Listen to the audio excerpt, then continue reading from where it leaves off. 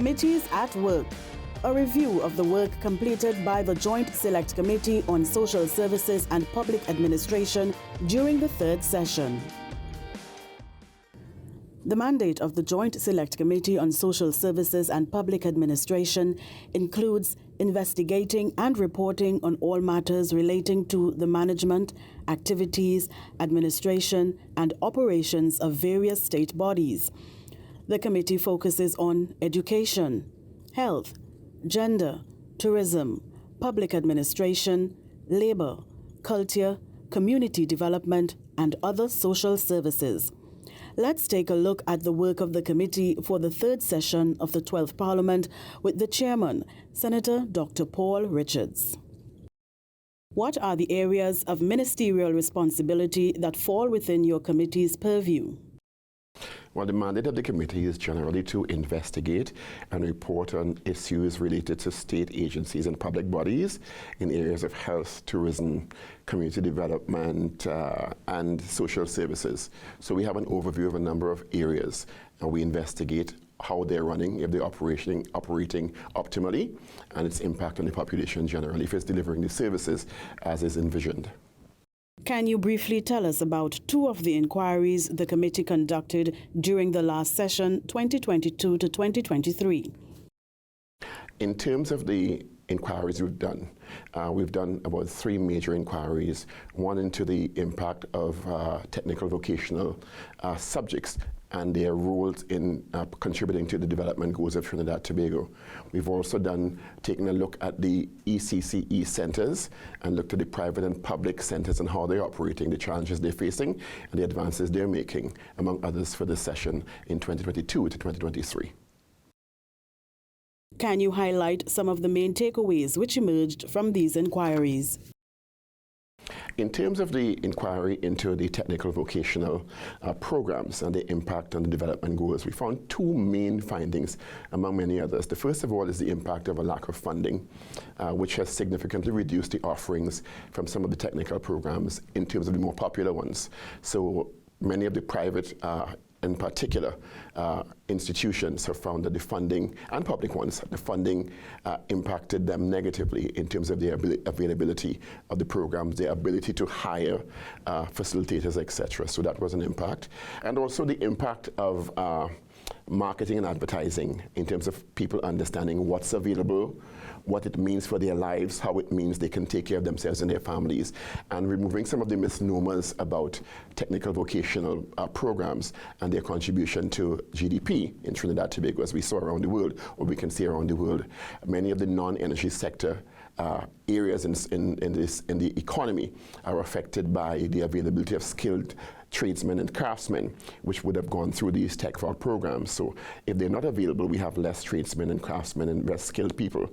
Also, the issue of business training for some of them came up as a topic of interest, where while they may be very competent in the area they're trained in, the ability to start their own business and be entrepreneurial was also an issue. Our main findings in terms of our inquiry into the early childhood care centers in Trinidad and Tobago was very exciting for the committee because it impacted one of the cohorts which are vulnerable in the country, very young children. We found that, of course, they are private and publicly administered early childhood care centers in the country. And while the public ones administered by the state were very compliant, there was a lot of variance in terms of the compliance for the privately run early childhood care centers. While they did provide services in very rural communities, the compliance was an issue, sometimes impacting the quality of care and the standardization of care. And secondly, we found that there was a dearth or a lack of trained professionals, particularly where intervention for young children with special needs was concerned. So there was a need for training for more professionals in that area for intervention for families and children with special needs in the early childhood care center sector in Trinidad and Tobago. Share some of the themes that emerged from the in-depth inquiries of the committee into other socio-economic areas. Some of the other inquiries the committee has had the honor to do some investigations and reporting on includes the impact of work from home and alternative work arrangements for the population, particularly during the COVID-19 pandemic and coming out of that. We also had a bit of a look at the mental health and psychosocial services available to the population during the COVID-19 pandemic. As you would have seen from the statistics globally, that issues related to mental health care and mental wellness suffered a lot during the pandemic because of, in some instances, of the lockdowns, the inability to move about freely, and the impact economically on families and persons throughout the society. And also the committee had the honor to do an investigation into state's capacity to provide support for victims of domestic violence in Trinidad and Tobago. That also has been cited as one of the growing issues in the country. What is the significance of addressing these issues in the public's interest?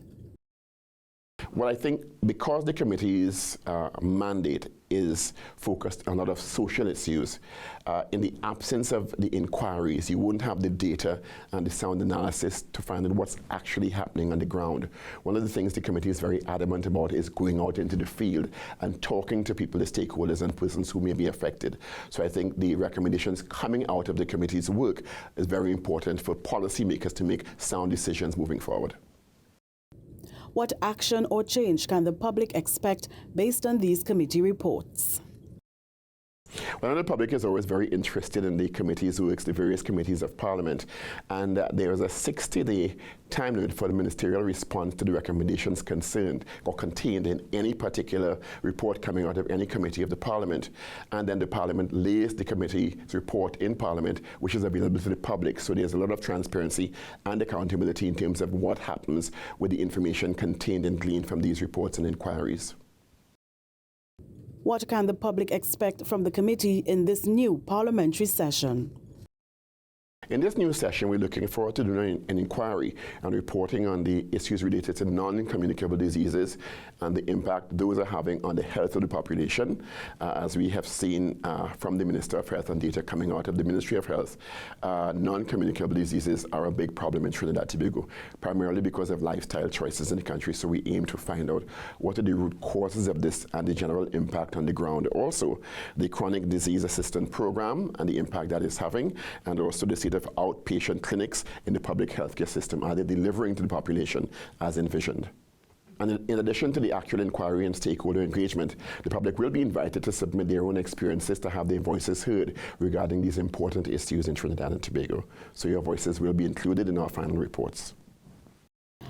The Joint Select Committee on Social Services and Public Administration is dedicated to improving the lives of citizens through its work. For more information on the Joint Select Committee on Social Services and Public Administration, you can visit our website at www.ttparliament.org, and you can email your concerns and queries to jscsspa@ttparliament.org.